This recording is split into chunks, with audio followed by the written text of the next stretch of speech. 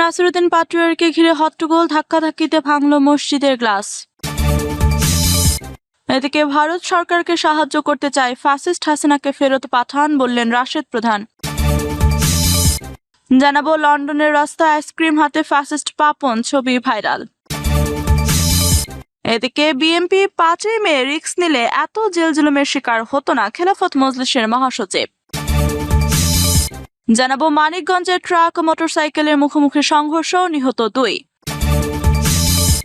এবং সর্বশেষ জানাবো যুবলীগের কর্মী অগ্র হচ্ছেন সাতক্ষীরা জেলা ছাত্রদলের সদস্য সচিব। শুনছিলেন সংবাদ শিরোনাম, এবারে বিস্তারিত।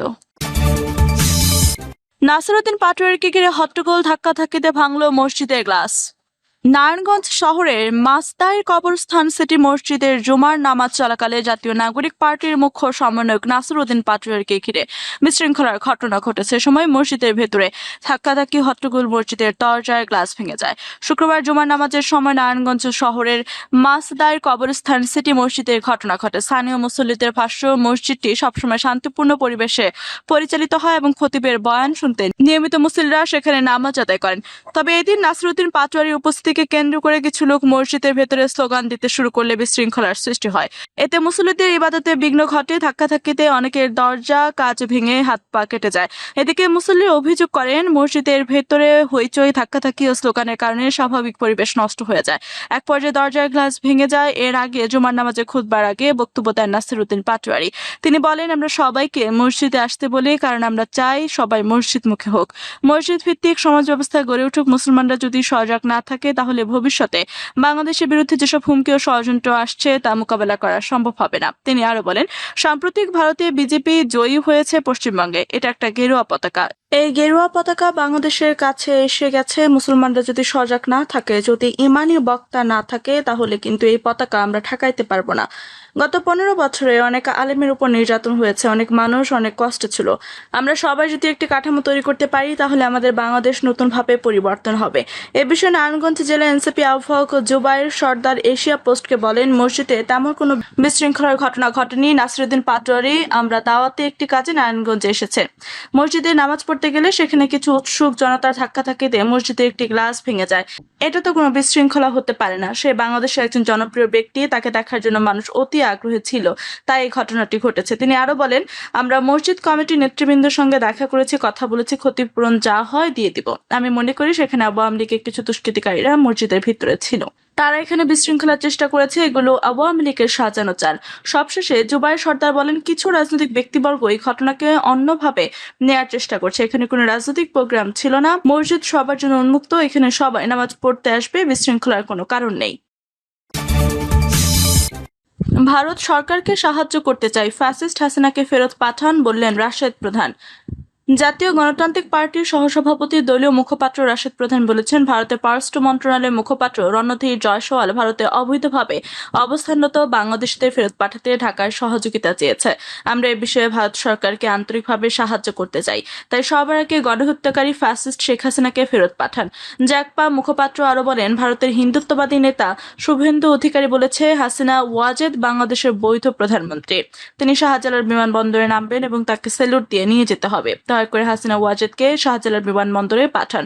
আমরা তাকে সসম্মানে স্যালুট দিয়ে জেলখানায় পৌঁছে দেব।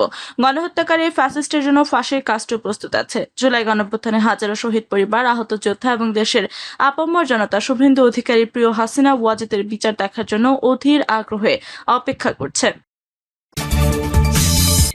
লন্ডনের রাস্তায় আইসক্রিম হাতে ফ্যাসিস্ট পাপন, ছবি ভাইরাল। দীর্ঘ 1 দশকেরও বেশি সময় ধরে বাংলাদেশের ক্রীড়াঙ্গনে রাজনৈতিকভাবে প্রতাপশালী আধিপত্য বিস্তারকারী বাংলাদেশ ক্রিকেট বোর্ডের সাবেক সভাপতি নাজমুল হাসান পাপন এখন লন্ডনের রাস্তায় নিঃসঙ্গ পথচারী।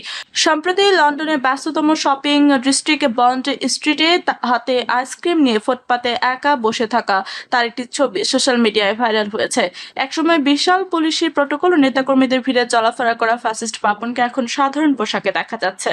ভাইরাল ছবিতে তার পাশের সস্তা শপিং চেইন প্রাইমার্ক এর একটি ব্যাগ দেখা যায়, যা নিয়ে নেটিজেনরা বলছেন টাকা থাকলেও এখন সাধারণ মানুষের মতো কেনাকাটা করতে হচ্ছে।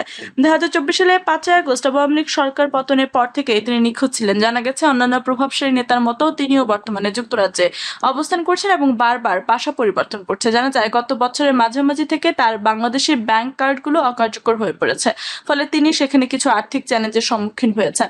এছাড়া তার বিরুদ্ধে দুর্নীতি ও 742.73 কোটি টাকা সন্দেহজনক লেনদেনের অভিযোগ, মানি লন্ডারিং প্রতিরোধ আইনে মামলা দায়ের করা হয়েছে। নেটিজেনরা ছবি দেখে মিশ্র প্রতিক্রিয়া ব্যক্ত করেছেন। অনেকে একে ক্ষমতার দম্ভের পতন এবং কর্মের ফল হিসেবে অভিহিত করেছেন। নাজমুল হাসান পাপন 2009 থেকে 2024 সাল পর্যন্ত কিশোরগঞ্জ 6 আসনের সংসদ সদস্য ছিলেন এবং 2013 সাল থেকে টানা 3 মেয়াদে বিসিবির সভাপতি দায়িত্ব পালন করেন। ক্ষমতার তুঙ্গে থাকাকালীন ফ্যাসিস্ট শেখ হাসিনা অত্যন্ত ঘনিষ্ঠ এই নেতার বর্তমান এই শোচনীয় অবস্থা সামাজিক যোগাযোগ মাধ্যমে ব্যাপক আলোচনার জন্ম দিয়েছে। বিএনপি 5 মে রিস্ক নিলে এত জেল জুলুমের শিকার হতো না, খেলাফত মজলিসের মহাসচিব। বিএনপির রাজনীতি সবসময় ভীতুর রাজনীতি বলে মন্তব্য করেছেন বাংলাদেশ খেলাফত মজলিসের মহাসচিব জালাল উদ্দিন। তিনি বলেন, তারা ঝুঁকি নিতে চায় না, অন্যের মাথায় কাঁঠাল ভেঙে খেতে আনন্দ পায়। তারা যদি 5 মে রিস্ক নিত তাহলে এত দীর্ঘদিন আরও জেল জুলুমের শিকার হতো না, আমরাও হতাম না। মহাসচিব বলেন, ওই দিন তৎকালীন বিএনপি চেয়ারপারসন বেগম খালেদা জিয়া আহ্বান করেছিলেন তার কর্মীদের, তোমরা শাপলা চত্বরে হেফাজতের কর্মীদের পাশে দাঁড়াও। সেদিন যদি তারা আহ্বানে সাড়া দিয়ে বিএনপি কর্মীরা আসতো তাহলে বাংলাদেশ 2013 সালে ফ্যাসিস্ট মুক্ত হয়ে যেত। জালালউদ্দিন আরো বলেন, জুলাই অভ্যুত্থানের মাধ্যমে আমরা যে ফ্যাসিস্টকে বিদায় করেছি তার পাটাতন ছিল 2013 সালে শাপলা চত্বরে আমাদের ওলামা ছাত্রদের অবদান। আজকে এখান থেকে অনুরোধ করব আমাদের স্কুল, কলেজ ও মাদ্রাসার পাঠ্যসূচিতে শাপলা চত্বরের ঘটনা যেন অন্তর্ভুক্ত করা হয়। একই সঙ্গে শাপলা চত্বরে গণহত্যার বিচার যেন দ্রুত করা হয়, এ দাবিও জানান তিনি। মানিকগঞ্জে ট্রাক ও মোটরসাইকেলের মুখোমুখি সংঘর্ষ, নিহত 2। মানিকগঞ্জের সাটুরিয়া উপজেলার ট্রাক ও মোটরসাইকেলের মুখোমুখি সংঘর্ষে 2 জন নিহত হয়েছে। ঘটনায় গুরুতর আহত হয়েছেন একজন। শুক্রবার সকাল 11:30টার দিকে উপজেলার উত্তর পাটতিল্লি বিলপাড়া ব্রিজের পূর্ব পাশে দুর্ঘটনা ঘটে। পুলিশ ও স্থানীয় সূত্রে জানা যায়, একটি কংক্রিট বোঝাই ট্রাক দরগ্রাম এলাকা থেকে মানিকগঞ্জের দিকে যাচ্ছিল। এ সময় মোটরসাইকেলে 3 আরোহী তিল্লি চর থেকে দরগ্রামের দিকে যাওয়ার পথে উত্তর পাটতিল্লি বিলপাড়া ব্রিজের পূর্ব পাশে পৌঁছলে ট্রাকটির সঙ্গে মুখোমুখি সংঘর্ষ হয়।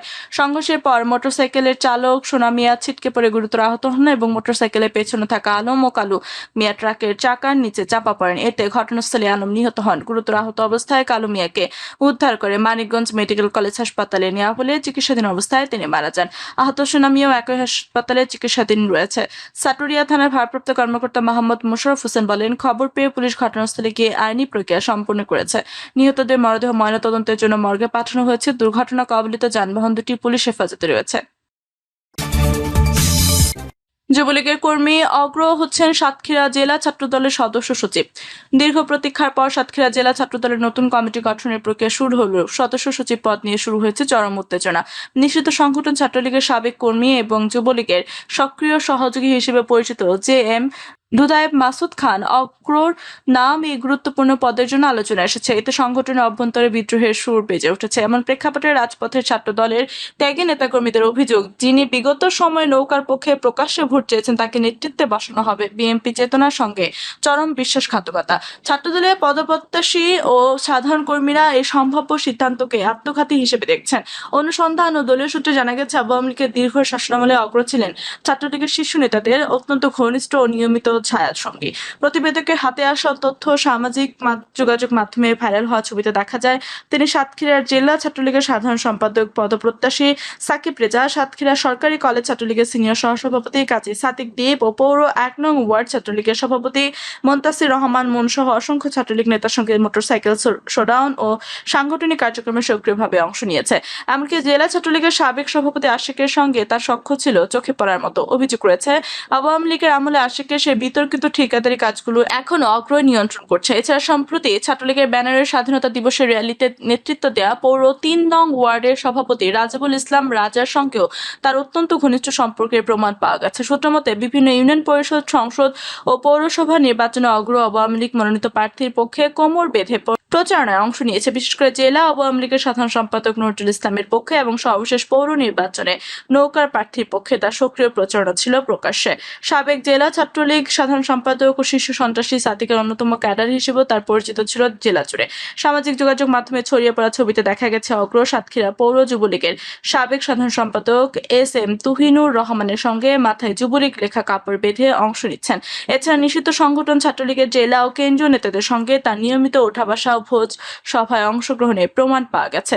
এ বিষয়ে জেলা ছাত্রদলের এক জ্যেষ্ঠ নেতা বলেন, জুলাই গণঅভ্যুত্থানে যখন লাপসা ইউনিয়ন ছাত্রলীগ সভাপতি আশিকুর রহমানের নেতৃত্বে সাধারণ শিক্ষার্থীদের উপর হামলা হচ্ছিল, সেদিন বিকেলে অগ্রকে ওই হামলাকারী আশিকের সঙ্গে মোটরসাইকেল শোডাউনে ঘুরতে দেখা গেছে। আজ সেই অনুপ্রবেশকারীকে ছাত্রদলের সদস্য সচিব করার গুঞ্জন আমাদের জন্য অপমানের। আরেক ছাত্রনেতা ক্ষোভ প্রকাশ করে বলেন, বিগত 16 বছর যখন আমরা মামলা হামলায় জর্জরিত ছিলাম, অগ্র তখন ছাত্রলীগ যুবলীগের সঙ্গে তাল মিলিয়ে চলেছেন। 5ই আগস্টের আগে তার আটক হওয়া ছিল ছাত্রলীগের অভ্যন্তরীণ কুন্তলের ফল, অথচ এখন সেটাকে রাজবন্দী হিসেবে চালানোর অপচেষ্টা হচ্ছে। এদিকে 5ই আগস্টের পট পরিবর্তনের পর অগ্রের বিরুদ্ধে উঠেছে আরো ভয়ঙ্কর সব অভিযোগ। স্থানীয়দের দাবি, তিনি সদর থানা থেকে একটি অস্ত্র ও 2টি মোটরসাইকেল লুটের সঙ্গে জড়িত। এছাড়া জর্জ কোর্টের পাশে সরকারি জমি দখল এবং 112 বিঘা মৎস্য ঘের দখলের অভিযোগ তার পিছু ছাড়ছে না। প্রিয় দর্শক, এই ছিল এখনকার মতো সর্বশেষ সংবাদ। আপনি সব সংবাদ পেতে চ্যানেলটি সাবস্ক্রাইব করে পাশে থাকা বেল বাটনটি ক্লিক করে রাখুন। ধন্যবাদ সবাইকে এতক্ষণ সাথে থাকার জন্য।